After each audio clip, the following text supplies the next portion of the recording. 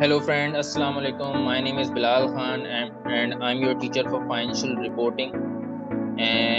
बहुत ही ज़्यादा important paper है F7 और you can say financial reporting FR ACCA का फ्रॉम स्किल्स मॉड्यूल। तो हमने अपनी प्रीवियस वीडियोस के अंदर ये देखा था कि what is basically IAS 16, what is basically IAS 36, what is basically IAS 38 हमने ऑलरेडी डिस्कस कर लिए हैं from exam point of view, from exam perspective. और हमने स्टैंडर्ड्स को काफ़ी डिटेल में देखा था। तो मेरी 6 से 7 कोई वीडियोस हैं इसके ऊपर, तो आप जाके देख सकते हैं और उसको जितनी दफ़ा आप देखेंगे तो आपके कॉन्सेप्ट्स ग्रिप होंगे। अच्छा, लास्ट में वीडियो के या इस स्टैंडर्ड के एंड पे मैं एक एग्जाम टिप दूंगा, तो ये वीडियो और नेक्स्ट वीडियो ज़रूर देखिएगा, ये जो कि IFRS 5 पर होने वाली है। तो एग्जाम टिप्स के लिए भी मैं आपके लिए एक अलग से वीडियो बनाने वाला हूँ, या इस स्टैंडर्ड के आखिर में बनाऊंगा, या फिर मैं एक बीच में वीडियो अपलोड करूंगा जिसमें मैं आपको कुछ एग्जाम टिप्स दूंगा जो कि बहुत इंपॉर्टेंट है अगर आपको पेपर को क्लियर करना है FR को for in first attempt. So that is a very important tips and tricks you can say. तो आए शुरू करते हैं IFRS 5 को। और अगर आपने चैनल को लाइक, शेयर और सब्सक्राइब नहीं किया हुआ तो प्लीज कर दें और अपने फ्रेंड से भी शेयर करें ताकि उनकी भी हेल्प हो सके। तो आए शुरू करते हैं IFRS 5। सो IFRS 5 बेसिकली क्या है कि इसका नाम जैसे कि है सजेस्ट कर रहा है, non current assets held for cell and discontinued operations. दो चीजों को ये देख रहा होता है, non current asset held for cell and discontinued operations, जो कि ऑपरेशंस बंद हो गए हैं, जो कि बिजनेस बंद हो गए हैं। या non current asset held for cell है जो एसेट्स को आप यूज करके बेचना चाहते हैं। IS2 में हम देखते थे, जैसे कि हमने स्कोप भी देखा था। IS16 जब हम पढ़े थे हमने स्कोप देखा था।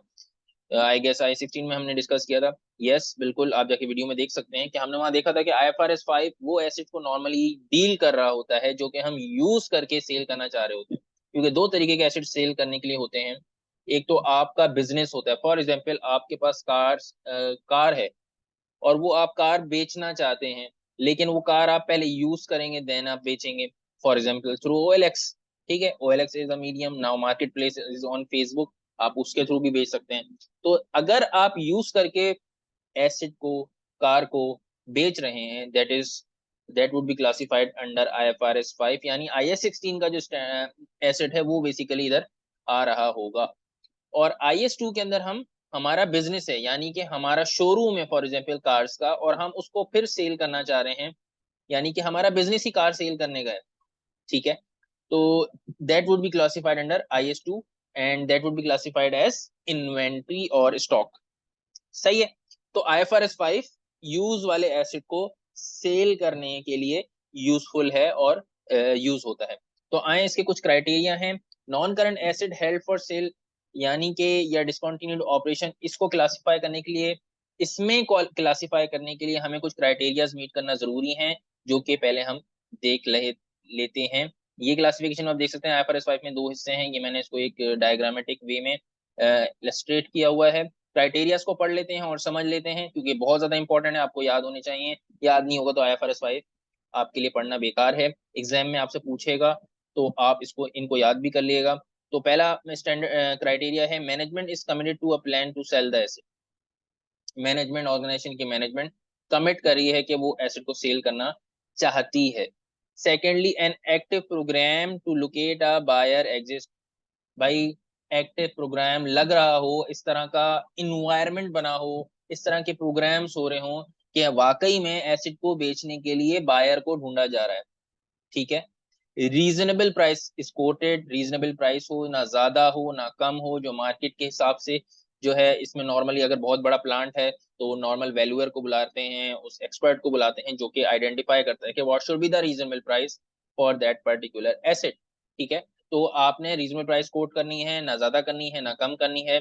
Asset is immediately available for sale, asset फौरन से अवेलेबल हो। ऐसा नहीं हो कि मैं अभी, अगर बायर फॉर एग्जाम्पल आपने फाइंड कर लिया है, बुला लिया है, बायर आके खड़ा हुआ बोला नहीं मैं यूज करके दे रहा हूँ, ऐसा ना हो। अलग से आइडेंटिफाइबल हो, अवेलेबल हो इमीडिएटली, ताकि जो भी बायर आए वो उसको खरीद सके। ठीक है। It is probable that the asset will be sold with in 12 months. 12 महीने के अंदर अंदर बेच जाना चाहिए, वरना IFRS 5 क्राइटेरिया मीट नहीं होगा, क्योंकि ये सारे क्राइटेरिया मीट होना जरूरी है। तो विद इन 12 मंथ्स अगर एसेट बिक रहा है तो ये क्राइटेरिया मीट होगा, वरना नहीं होगा। Number 6 criteria, management action should not suggest that the plan will either be changed और withdrawn.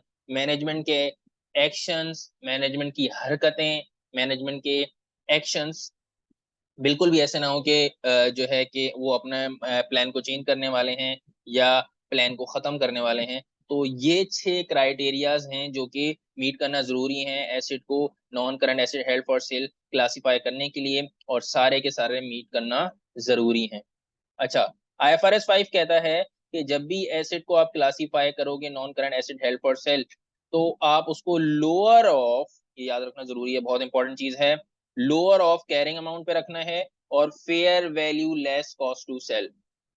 Lower of carry at lower of carrying amount and fair value less cost to sell पे आपने रखना जरूरी है। और जब भी IFRS 5 में आप आ जाएंगे, चाहे वो IAS 16 से आए, चाहे किसी और स्टैंडर्ड से आए या IAS 38 से आए, क्योंकि इसमें तो non current asset intangible asset भी हो सकते हैं, तो वो भी आ सकते हैं इसमें। तो non current asset transfer to current asset, non current asset transfer to current asset, क्यों?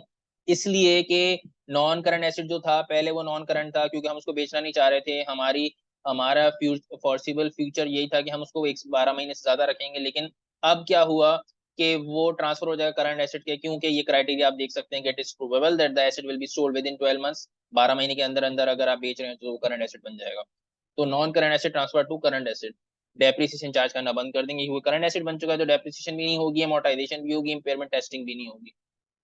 सही है, तो ये बहुत इंपॉर्टेंट चीजें थी स्टैंडर्ड्स। इस स्टैंडर्ड्स के हवाले से criteria, carry at lower of carrying amount, variable less cost to sell, I think it is absolutely clear. ठीक है, आए इस एग्जांपल से भी एक इसको और इलस्ट्रेशन इसकी मैं दे देता हूं ताकि आपको और इजीली समझ में आ जाए। ऑन 1 जनवरी मिशेल कंपनी, ये एग्जांपल देख लेते हैं। ठीक है, कोई भी कमेंट्स एंड क्यूरीज, कोई भी सवालात नीचे हैं, आप नीचे कमेंट में करें, मुझसे पूछें, मैं आपको बताऊंगा, कमेंट में बताऊंगा। आप मैसेज भी कर सकते हैं मुझे, मैं अगर हो सका तो मैं व्हाट्सएप नंबर अपना शेयर कर दूंगा वहां पे, ताकि हम उससे कमेंट्स के अंदर भी पूछ सकें, व्हाट्सएप भी कर सकें ऐप, और बिल्कुल ठीक है।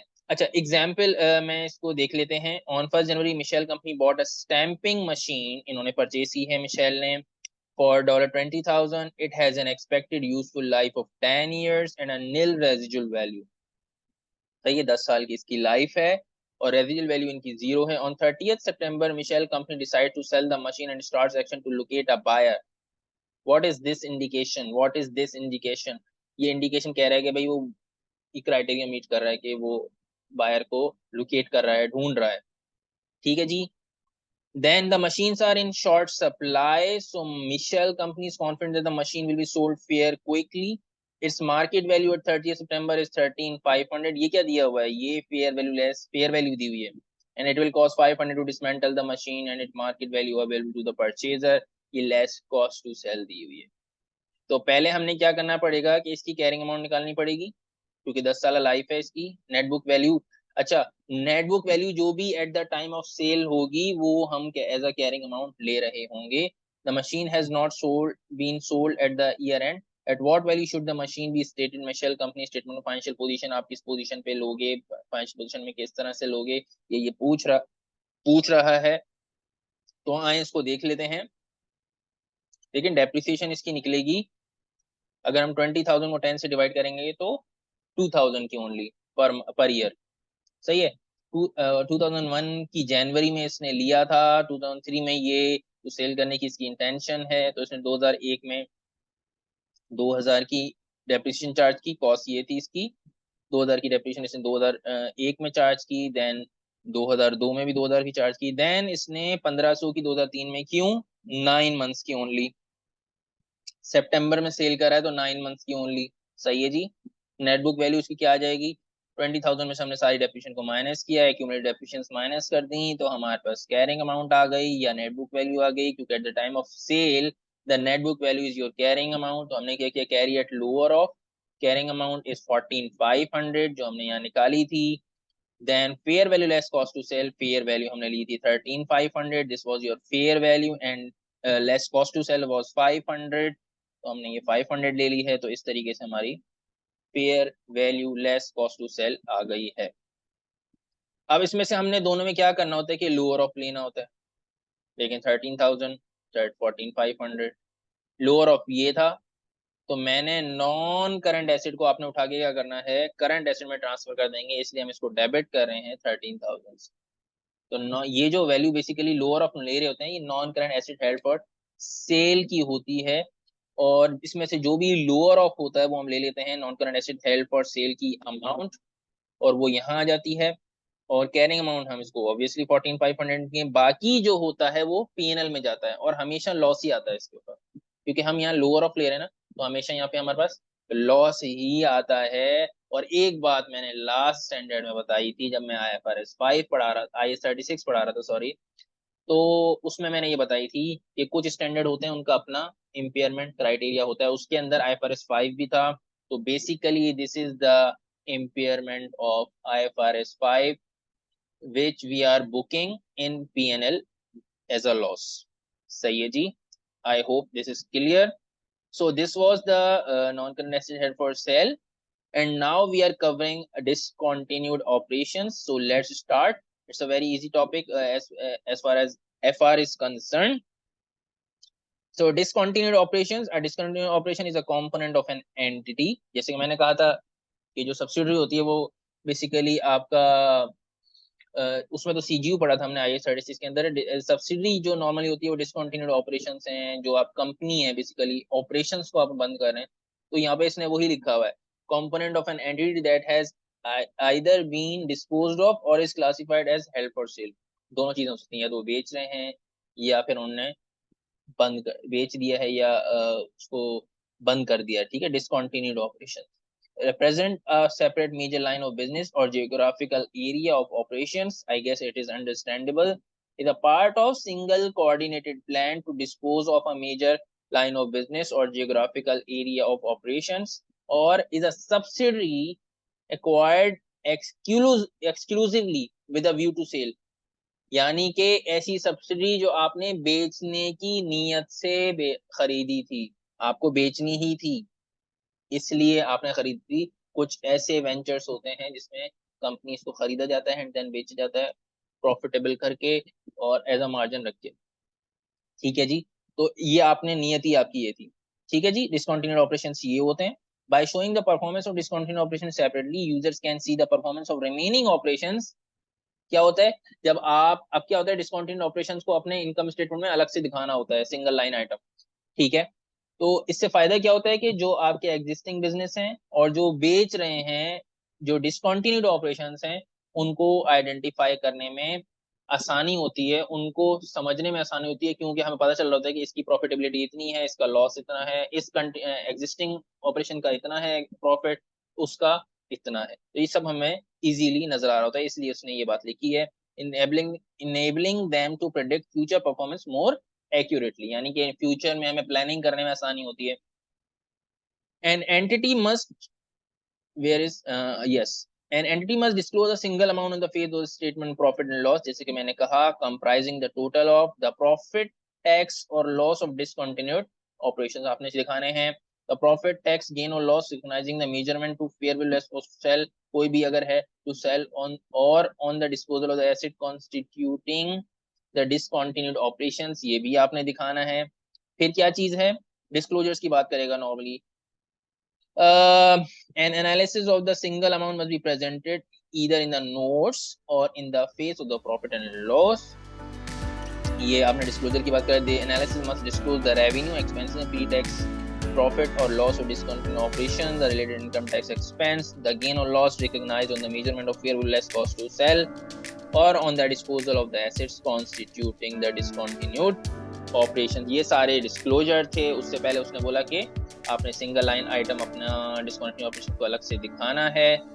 So friends, this was your IFRS 5 from FR financial reporting perspective.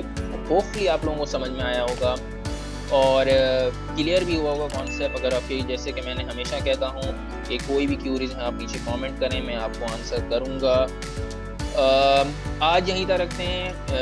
I will be back with a new standard related to financial reporting. Till then goodbye, Allah Hafiz.